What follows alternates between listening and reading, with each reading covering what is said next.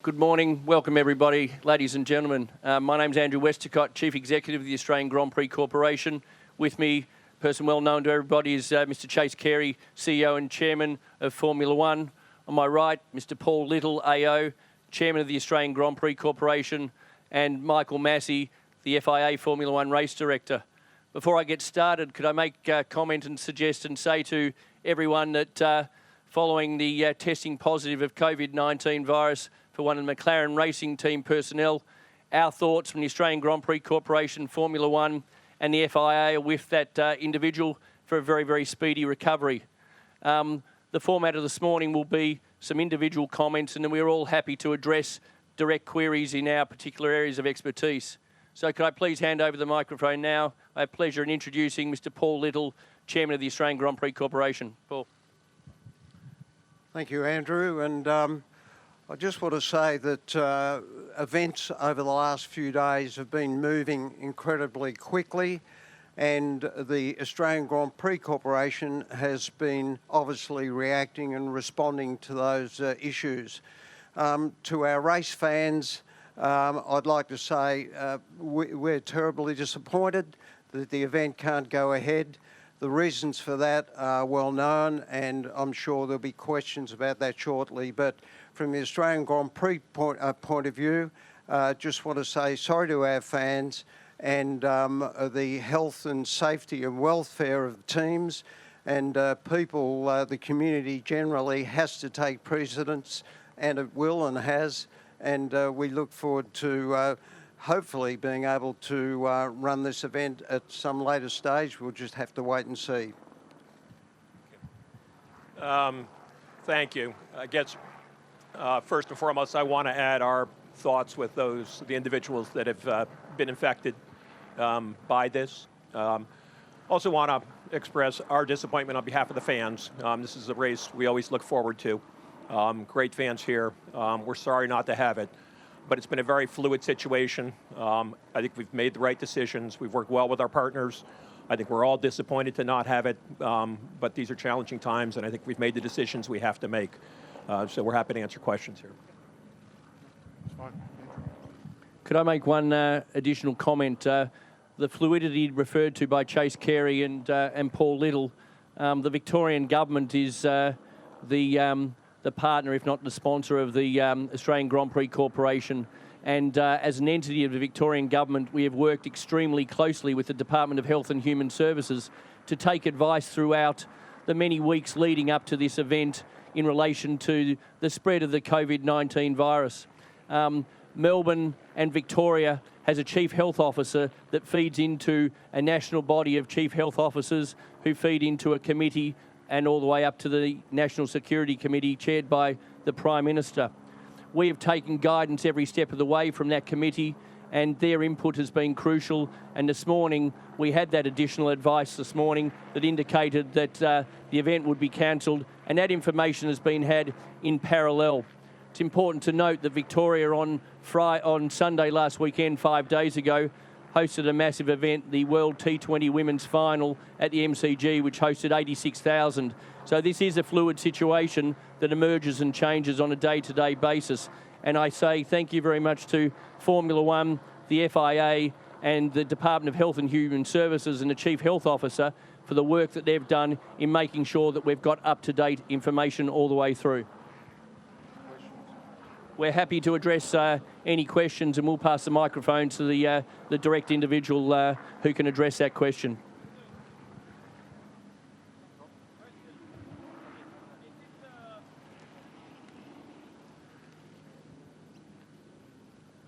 Thank you. This is Daniel Paez from Colombian Radio. Is it fair to say that the Victorian taxpayers are going to pick up the bill for this cancellation? Well, a cancellation of this nature has a lot of consequences, and some of those are contractual and financial.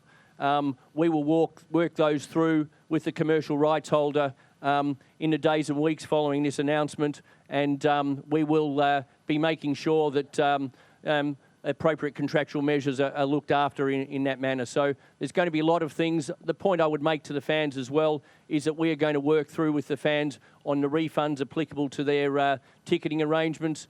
as Paul Little, our chairman, said earlier on, we will be, we're reaching out and we're saddened for the fans, we're saddened for the staff. And let me say on behalf of the Australian Grand Prix Corporation, this event could not happen if it wasn't for the ecosystem that exists in Victoria. So not only is it the fans, but there's an element of sadness and disappointment that I have for the 600 suppliers, the 12,000 staff that work the event on the weekend, the 180 staff that we have, the family that is Formula One.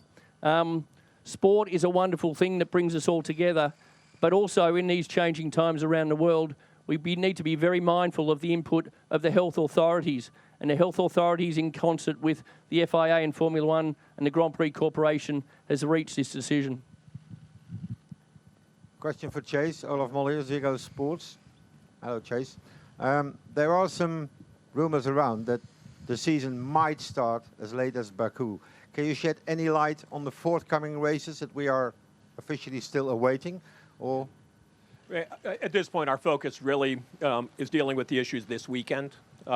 Clearly, I just came in from Vietnam, so we are in discussion with partners on the upcoming races. But I think at this point, what we really want to do is make sure we deal with the issues here, deal with them properly.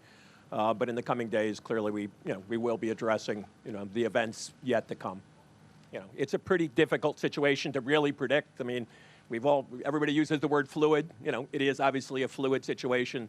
The situation today is different than it was 2 days ago, which is different than it was 4 days ago. So trying to look out and make those sorts of predictions when it's changing this quick, is challenging.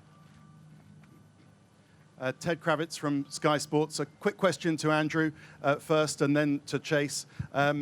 Obviously, some drivers have been asking sort of open questions about whether this might have been foreseen. Obviously, you said the situation was very fluid. Was it just that one event, that one positive result for the McLaren team member that really tipped the balance? And maybe you can tell us also, Chase, what the discussions were last night between the teams. Were some teams wanting to go ahead? Whose ultimate decision was it, despite the teams maybe wanting to go ahead or some not wanting to do it, that you had to cancel, or was that just something that had to be done? Ted, thank you. The science behind the epidemiology of this virus is being monitored very, very closely by the Chief Health Officer, the Department of Health and Human Services of the Victorian Government, and the National Network of Chief Health Officers. They're looking at what's happening in Australia. They're looking at what's happening globally. They're looking at the spread of this from a pandemic point of view, and they've taken all these inputs. Clearly, they act on the information they have. I have no doubt that the inputs of what was happening at the circuit is one of many, many inputs, along with the inputs and considerations of what's happening with the virus in Melbourne, Australia, and globally. So I'm sure they took it into account, but they had a broader set of considerations as well. And the Australian Grand Prix Corporation took advice from the Chief Health Officer this morning, pretty much at the same time as we were finalising matters with Formula One and the FIA. Yeah, and I guess, I think there were an accumulation of facts that led to the decision. Certainly, the infection for the McLaren individual was one. But really, the situation has continued to change rapidly. Again, as I said before, you go back and look 4 days ago, and you had very different situations around the world, whether in Europe or the U.S.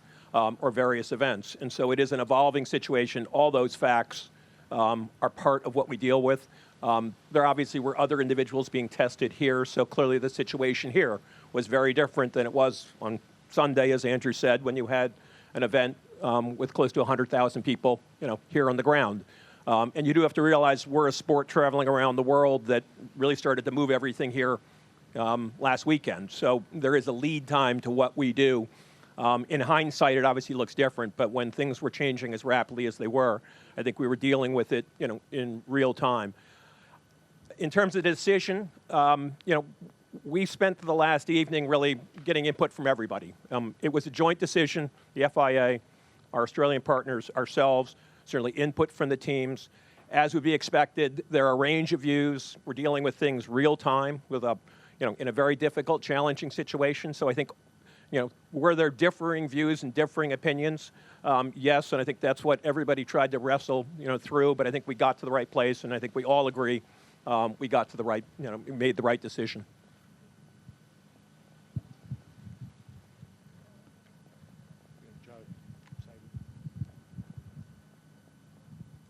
Joe Saywood, Chase. You said it's fluid. Where should we book tickets to go to? You tell me. Look, realistically, I can keep saying it's fluid. I'll use the last 5 days, and you just go look at how things have changed over the last 5 days. Trying to predict what it's going to look like going forward, I just think is unrealistic. Everybody wants an answer. We'd love to have an answer. I think you can't force an answer to something that right now you don't have an answer to. So I think we just have to continue to, which is what we're doing, reaching out to everybody, every expert we can, every body we can around the world. Clearly, we're a global sport, and therefore, we're not just dealing with a single country issue. We're dealing with an array of complexities. But I think we have to continue to deal with those as the situation evolves. And Chase, there's about 9 countries now where we couldn't hold the race. You're aware of that. And that could be a month, it could be 2 months. Can we move everything back to the end of the season? Do you think it's possible to get some at least? We need 8, don't we?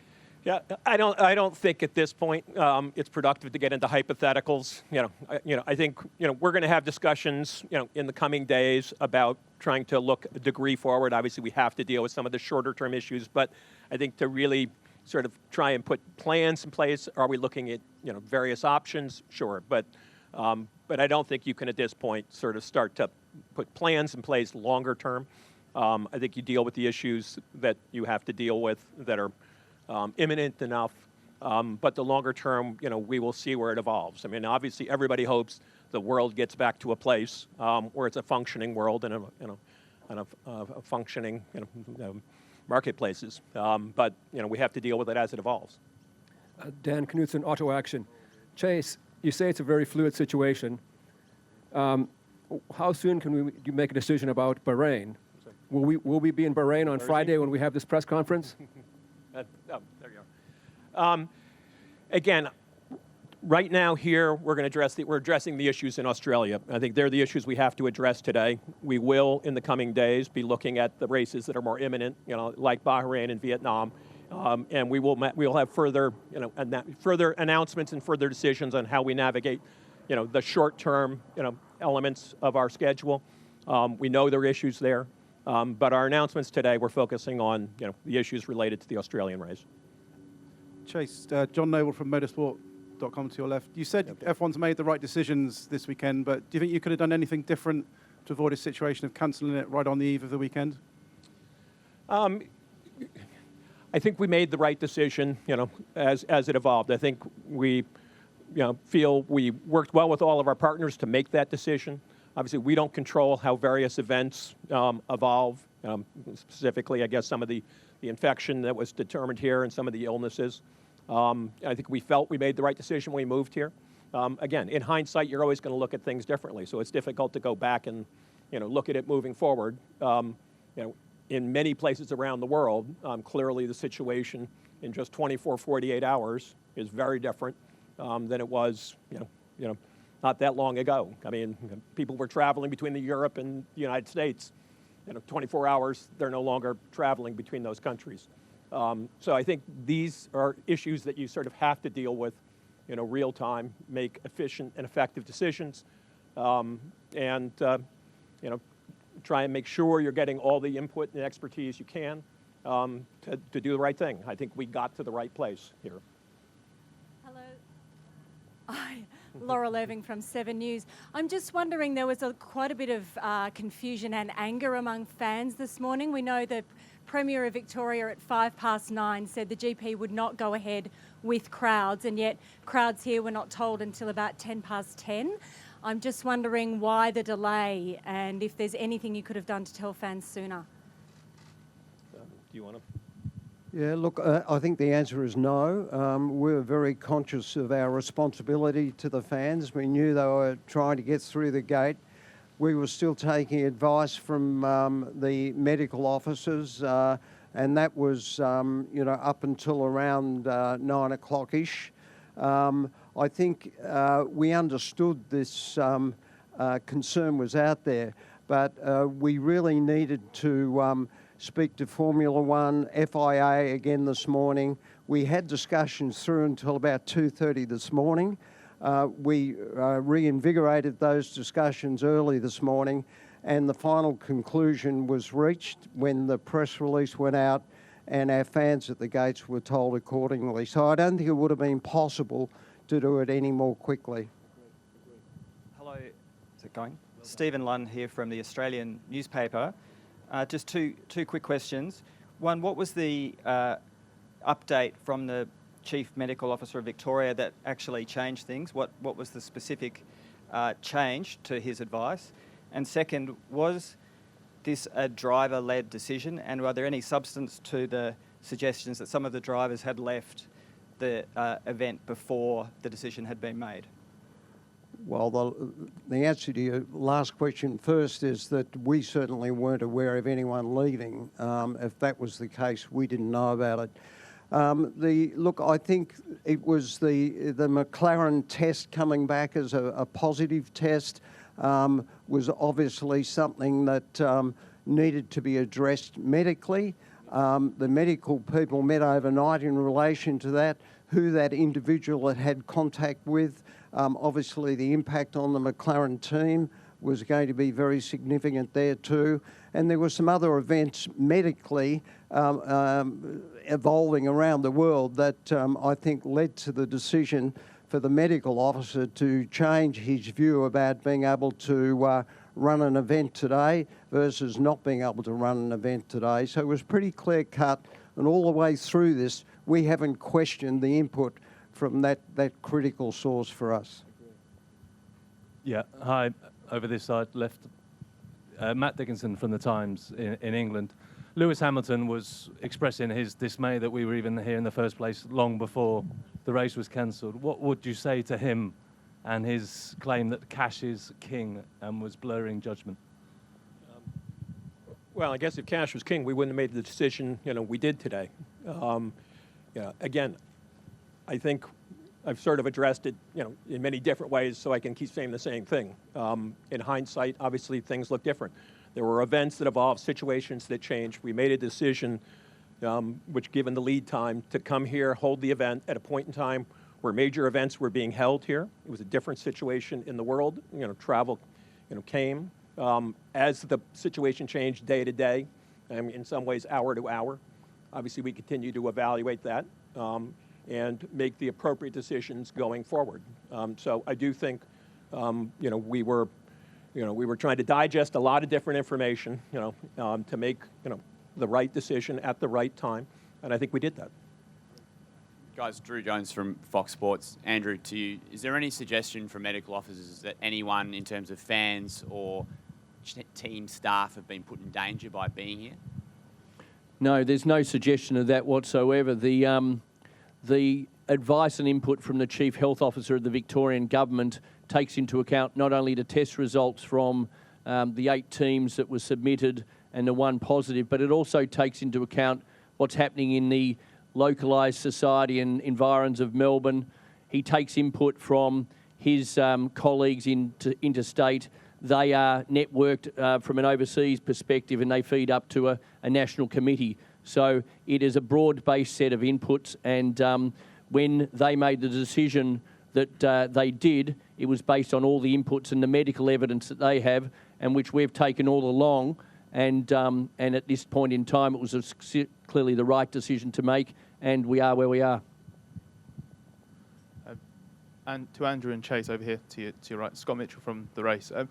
As events around the world change from different kinds of sporting events, from the NBA to Champions League and Europa League, UEFA calling emergency meetings, that sort of thing, it obviously put pressure of a certain kind on people to act. But as an organiser and a championship, how easy is it to, I guess, isolate yourself from that and act in the best interests of this situation? Because obviously each individual event and championship operates to different contracts and financial clauses and stuff like that. Yeah, I mean, I don't think the contracts drive it. I think we want to try and take everything into account.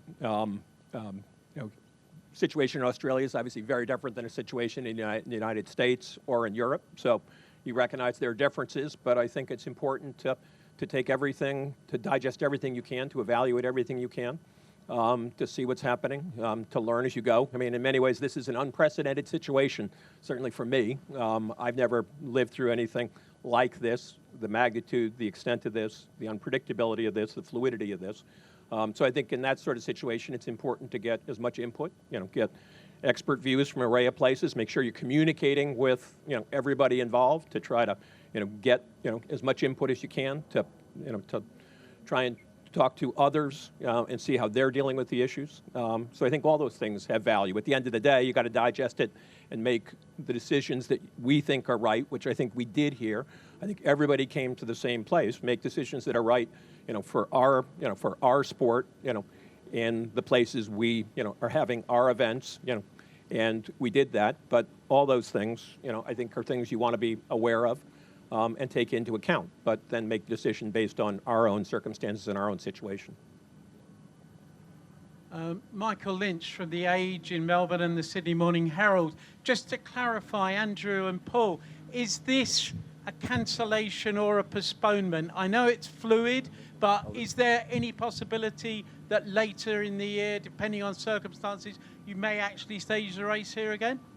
Well, Lynchy, it's important to say that we use the word cancellation because of the imminency of the timing of it. It was important to make sure that the fans who are here in Melbourne, some of the fans who were at the gate, knew that it wasn't a postponement or didn't get the impression it was a postponement for some period of hours or days or something. So the word cancellation was used deliberately here.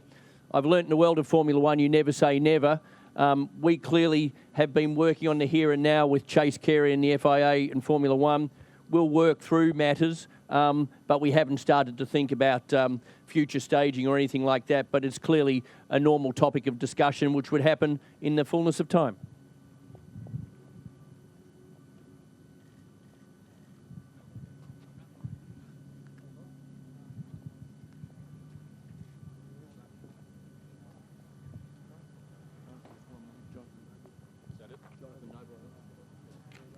Chase, you've talked about it being a fluid situation. Was there any point before the team has travelled here that you seriously considered pulling the plug on the event going ahead, or were you convinced with the information you had about it at that time that it was always kind of a risk worth taking coming here?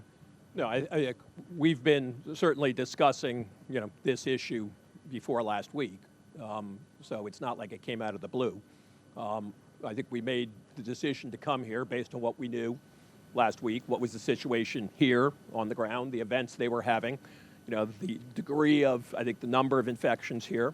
The situation in Europe was broadly, different than it is, a week ago than it is today. But certainly we were aware of, that was something, that we had to evaluate. I think a week ago it looked, or whenever, say the weekend when essentially, when teams started traveling here, from that point in time, we felt it was the right decision. Clearly the situation changed in many ways in the interim. But, we were always aware and certainly have been, having those discussions. And again, looking at many contingencies, given what we're dealing with. A question, Andrew, over here. The idea of postponement, taking this down and then putting it up again, and taking it down and putting it up again, can you do that? Can you leave it here for months? Are there any sort of rules you have to abide by? No, we can't leave it here for months. I mean, one of the things we respect here is that there are men and women's football teams, there's sporting activities here. We recognise that one of the privileges we have is to occupy a beautiful park in the CBD of Melbourne, and so we want to minimise the impact of the build and the dismantle. Clearly this changes the way we dismantle the circuit and return it back, but we can't be leaving it here for days or weeks, and we would expect to be dismantling and removing the infrastructure and returning it back to the sporting clubs of Albert Park and Melbourne. Here. Bahrain is next week. When do you plan to tell us if it's going to happen or not? Do we have a date? Obviously, we have to deal with it imminently. Though again, right now our focus is dealing with the issues here in here in Australia for this weekend. So that's been our focus. But clearly, in the very short term, we need to be addressing, the immediately upcoming events. So we do expect to address that with our partners. We need to obviously, in each of these cases, it's not just us making a decision. It's making a decision that with our partners, the FIA, our partners in Bahrain, and others that are involved in this. We deal with a large ecosystem here, and we want to make sure everybody has an opportunity to express views and thoughts. So that's underway, but we do expect to be clear what our plans are there shortly. But today, right now, our focus is on dealing with the issues here. Thank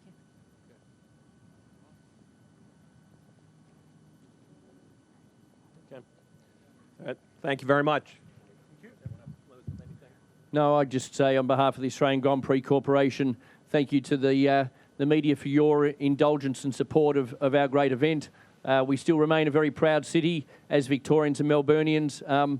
We thank Formula One and the FIA for their partnership. It is a strong partnership, and this was to be the 25th race, but it's an unbelievably strong partnership that is built on, trust and these sorts of getting through these sort of tough situations. So, Chase and Michael has our support. We will work through them, and we'll look optimistically for the future and the 2021 calendar. So thank you very much.